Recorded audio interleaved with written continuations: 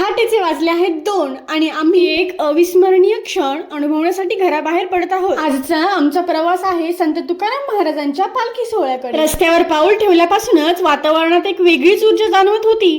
पहाटेची थंड हवा, हजारो वारकऱ्यांची चाल आणि कानावर पडणारा ज्ञानोबा तुकारामचा गजर। सूर्य उगवायला अजून खूप अवकाश होता आणि त्याआधीच संपूर्ण परिसरात भक्तिमय वातावरण निर्माण झालं होतं। थोड्याच वेळात आम्ही पालखीच्या दर्शनासाठी पोहोचलो आणि समोरचं दृश्य पाहून काही क्षण आम्ही फक्त शांत उभे राहिलो।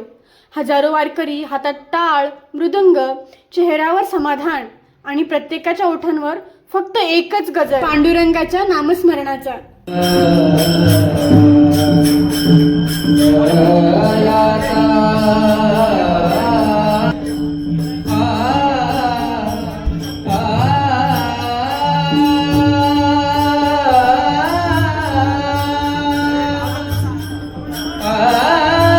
क्षण कॅमेऱ्यात कैद करण्याचा प्रयत्न करत होते, पण काही भावना अशा असतात ज्या आपण फक्त मनात जपून ठेवू शकतो। विठुरायांचं दर्शन झालं आणि मन एकदम भरूनच आलं। आषाढी वारी हा फक्त प्रवास नाही, ती श्रद्धा, सेवा आणि भक्तीचा अनुभव आहे। आम्ही काही फोटोज आणि व्हिडिओज मोबाईल मध्ये कैद करू, कारण अशा आठवणी पुन्हा पुन्हा जगाव्याशा वाटतात। मंदिराच्या गाभाऱ्यात विठुरायांचं सुखद दर्शन झाल्यानंतर आम्ही बाहेर येऊन जगद्गुरु तुकोबारायांच्या रथाचंही छान दर्शन घेतलं। या सुंदर प्रवासात माझ्या आहोंचे काही मित्रही आमच्या सोबत होते। एकत्र दर्शन घेऊन आल्यावर आम्ही छान गरमागरम चहा पीत गप्पा मारल्या।